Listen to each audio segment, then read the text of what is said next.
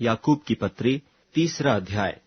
हे मेरे भाइयों, तुम में से बहुत उपदेशक न बने, क्योंकि जानते हो कि हम उपदेशक और भी दोषी ठहरेंगे, इसलिए कि हम सब बहुत बार चूक जाते हैं।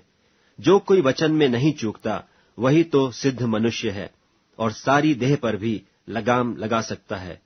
जब हम अपने वश में करने के लिए घोड़ों के मुंह में लगाम लगाते हैं, तो हम उनकी सारी देह को भी फेर सकते हैं। देखो, जहाज भी यद्यपि ऐसे बड़े होते हैं और प्रचंड वायु से चलाए जाते हैं, तो भी एक छोटी सी पतवार के द्वारा मांझी की इच्छा के अनुसार घुमाए जाते हैं। वैसे ही जीभ भी एक छोटा सा अंग है और बड़ी बड़ी डींगे मारती है।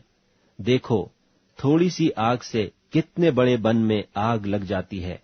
जीभ भी एक आग है। जीभ हमारे अंगों में अधर्म का एक लोक है और सारी देह पर कलंक लगाती है और भवचक्र में आग लगा देती है और नरक कुंड की आग से जलती रहती है।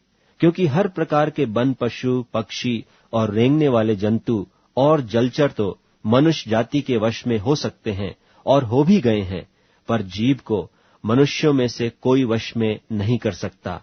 वह एक ऐसी बला है जो कभी रुकती ही नहीं। वह प्राण नाशक विष से भरी हुई है। इसी से हम प्रभु और पिता की स्तुति करते हैं और इसी से मनुष्यों को जो परमेश्वर के स्वरूप में उत्पन्न हुए हैं श्राप देते हैं। एक ही मुंह से धन्यवाद और श्राप दोनों निकलते हैं। हे मेरे भाइयों, ऐसा नहीं होना चाहिए। क्या सोते के एक ही मुंह से मीठा और खारा जल दोनों निकलता है? हे मेरे भाइयों, क्या अंजीर के पेड़ में जैतून या दाख की लता में अंजीर लग सकते हैं? वैसे ही खारे सोते से मीठा पानी नहीं निकल सकता।